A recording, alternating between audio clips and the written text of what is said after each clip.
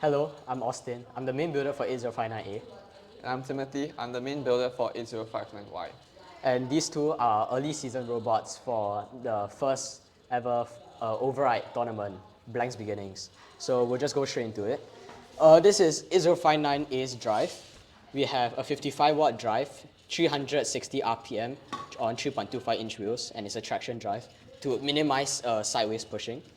I put all my motors to the back of the robot over here so that I have more space in front for my intake. And then we also have this gearbox over here. It's a pretty standard gearbox, 36 to 12 tooth, so it's 600 RPM to the drive. Yeah. And then one more thing to note is that this season there's a lot of game elements on the field. So your clearance to the ground should be quite low so that you don't get any like game elements stuck under your robot. Yeah. Okay, then for 8059Y's drive, we also have a 55-watt drive. So our 11-watt motors are here, and then it's quite hard to see, but our 5.5-watt motors are tucked over here.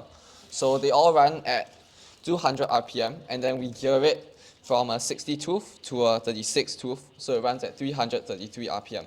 So it's a four-wheel drift drive, and then to prevent pushing, we have this. It's a pneumatic brake, which allows us to be anchored to the ground like so. So for instance, like Toggles and King of the Hill, we are able to stay quite firm in the same point. Yeah. So we'll move on to 8059A intake. It's all powered by an 11-watt motor over here. Then we have 3 stages. Our first is a flex wheel with a flap. Then we have rubber bands, and then we have one counter roller here, which is made out of cut 1.625-inch flex wheels. So it just intakes like that. And then there's a chamber here at the back of our robot and attached to our double reverse 4-bar. It just intakes like that into the chamber. And then there's a clamp over here that can lift up. And then below here, we also have a latex steel ring. So this was the only material that I found that was suitable for the pin to rest on, or the cup, and to also go into the goal, so we can effectively score onto the goal like that.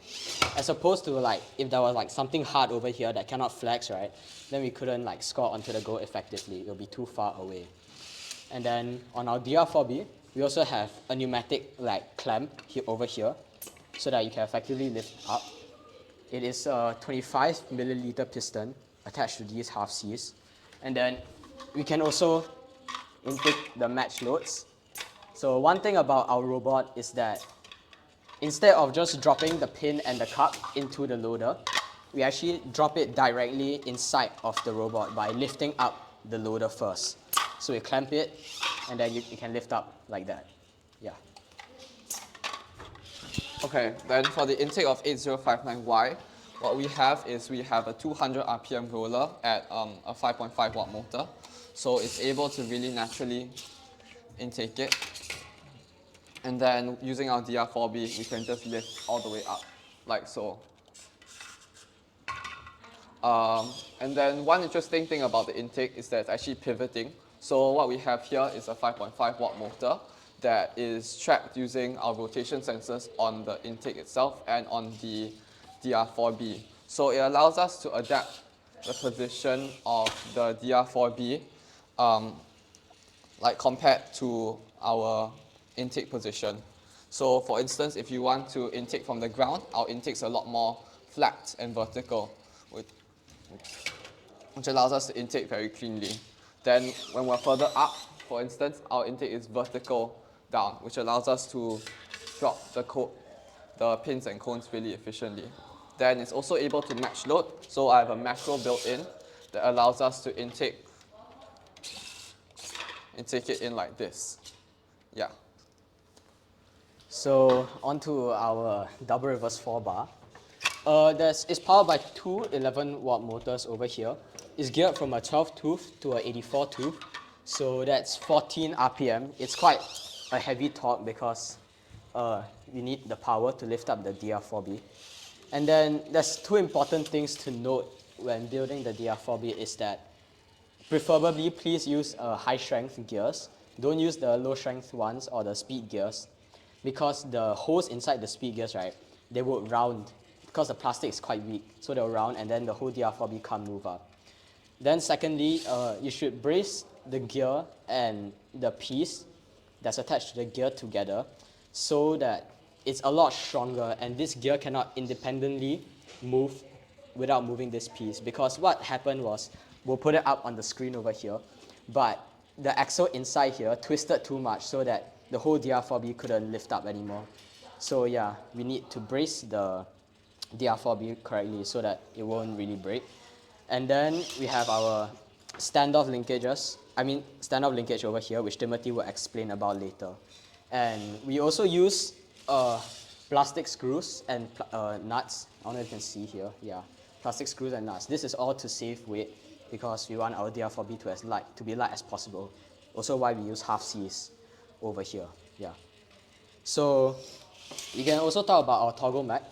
So because it's like out of size, we have this very simple just rubber band deploy. So when I lift up the DR4B, it just deploys like that. And then we can go on the match normal to go, toggling around. Okay, so for 8059Y, we also use a similar standoff linkage DR4B. So it goes up as such. So something interesting about the standoff linkages is that because of the way it's linked, so there's a standoff here that links the brace from down here over to the brace from up here, which means that when it goes up in relation to these towers here, the bottom brace gets pulled further apart from the towers, whereas the top brace gets pulled towards the towers, which allows the bottom brace to move up and the top brace to move up with it with the same like speed. So something about the DR4B is that the standoffs allow us to have our gear train a lot lower down. So what I did was I have multiple gears over here. It runs at 14 RPM, so it's a red cartridge, 22 watt. And then we have it all the way down here, so it's a lot closer to the ground, which helps our CG a lot. And then something about the geometry is also, you should probably make your geometry a lot more even. So this one is a 20 hole, whereas this one's a 35 hole. And that means that when I move this part of the DR4B, this part gets moved a lot faster than this part, which makes our momentum a bit more uneven, like so. And our toggle mech. So we didn't really optimize it towards the comp, but we managed to do this, which was a really quick toggle mech, which I recommend for beginner teams. It just allows you to hit the wall and then it'll change the toggle. Something really interesting about it is that when, for instance, you hit it at a higher speed, it can actually turn your toggle twice, which helps during autonomous. Yeah. And then one more thing to note about the standoff linkage is that, like Timothy said, you can mount your motors at the down here. So unlike traditional double reverse 4 bars, where your motors are usually like put here and then there are a bunch of gears that rotate both sets of 4 bars, this really saves on weight because you don't have to lift up your own weight of the motors because the motor is quite heavy. So yeah.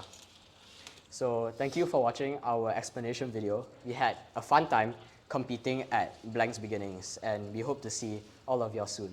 Yeah, shout out to 6546C for being an amazing alliance. Takes me